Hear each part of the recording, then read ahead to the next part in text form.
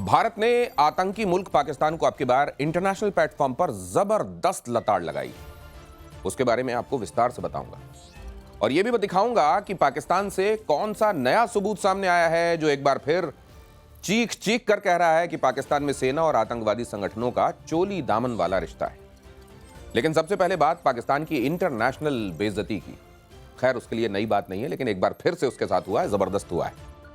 Beijing में SCO यानी Shanghai सहयोग संगठन की 20वीं सुरक्षा परिषद सचिवों की बैठक में भारत के राष्ट्रीय सुरक्षा सलाहकार अजीत डोभाल ने आतंकवाद के खिलाफ आवाज बुलंद की और पाकिस्तान को कटघरे में खड़ा किया।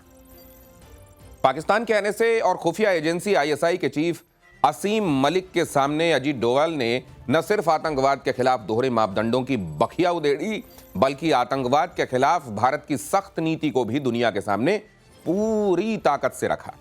बैठक में डोभाल ने आतंकवाद के मुद्दे को इतने आक्रामक तरीके से उठाया कि पाकिस्तान के लिए जवाब देना तक मुश्किल हो गया।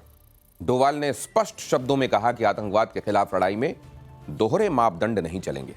उन्होंने संयुक्त राष्ट्र की तरफ से बैन किए गए आतंकी संगठनों जैसे लश्कर-ए-तैयबा, जैश-ए-मोहम्मद, अल-कायदा और ISIS के खिलाफ ठोस कार्रवाई की मांग की। बिना नाम लिए डोभाल ने पाकिस्तान की ओर इशारा करते हुए कहा कि सीमा पार से आतंकवाद मानवता के खिलाफ सबसे बड़ा गुनाह है और आतंकियों के साथ उनके स्पॉन्सर्स और उनकी फंडिंग करने वाले भी उतने ही बड़े गुनहगार हैं। डोभाल की यह टिप्पणी इसलिए मायने रखती है क्योंकि यह ISI चीफ असीम मलिक की मौजूदगी में की गई टिप्पणी थी।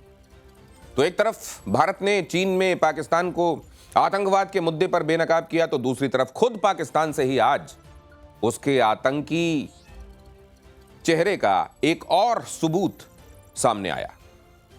आतंकी संगठन लश्कर-ए-तैयबा के सरगना फैसल नदीम का एक बयान आपको सुनाता हूं, जो सोशल मीडिया पर आज जमकर वायरल है और इसमें वो पाकिस्तानी आर्मी के साथ लश्कर के रिश्तों को जायज ठहराते दिख रहे हैं।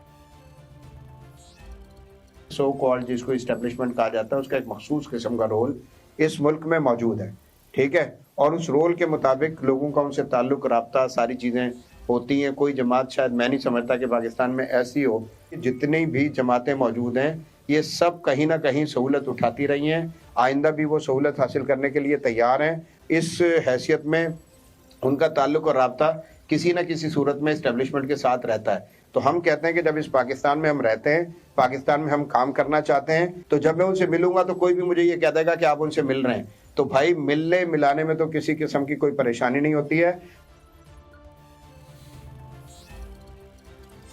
ये मिलना मिलाना नहीं है, ये जबरदस्त वाला घालमेल है। और वैसे ये बड़ा स्पष्ट दिखाई भी देता है। यहां तो आपने स्वीकारोक्ति सुन ही ली, लेकिन क्या आपने ऑपरेशन सिंदूर के बाद मारे गए पाकिस्तानियों के जनाजे में वर्दी के साथ सेना के लोगों को पहुंचते हुए, वहां के नेशनल फ्लैग में उनके जनाजे को लपेटे हुए फिर भेजते हुए नहीं देखा? देखा है। और इससे बड़े सबूत क्या होंगे? एक बार फिर से स्वीकारोक्ति है, आपने सुन भी लिया।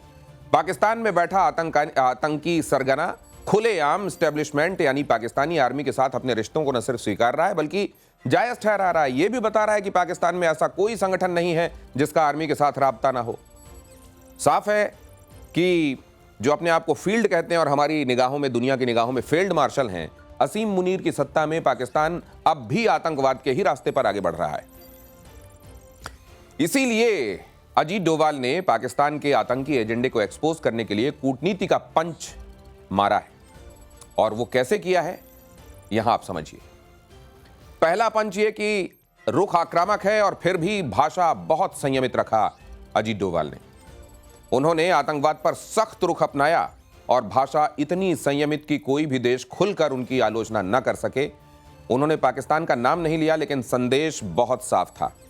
यह बात इसलिए ध्यान में रखने वाली होती है क्योंकि कई बार आप जायज बातों को लेकर जाते हैं, लेकिन अगर कहने का तरीका ठीक ना हो तो आपका मुख्य मुद्दा कहीं खो जाता है और आपका कहने का तरीका सेंटर स्टेज में आ जाता है। यहां भाषा संयमित, कड़ा प्रहार। दूसरा पंच, SCO के मंच का रणनीतिक इस्तेमाल। SCO में भारत और पाकिस्तान दोनों ही मेंबर हैं और यह एक ऐसा मंच है जहां दोनों देशों को एक साथ बैठना पड़ता है। डोभाल ने इस मंच का इस्तेमाल करके पाकिस्तान को जबरदस्त तरीके से घेरा।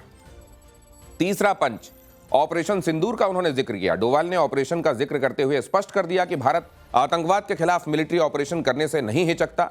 लेकिन उसका तरीका जिम्मेदाराना और संतुलित होता है।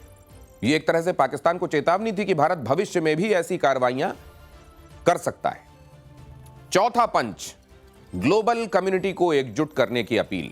डोवाल ने एससीओ के सदस्य देशों से आतंकवाद के खिलाफ एकजुट होने की अपील की। उन्होंने कहा कि आतंकवाद किसी भी एक देश की समस्या नहीं है, बल्कि एक ग्लोबल प्रॉब्लम है। और यह अपील खासकर उन देशों के लिए थी जो पाकिस्तान के साथ नर्म रुख रखते हैं, जैसे कि चीन।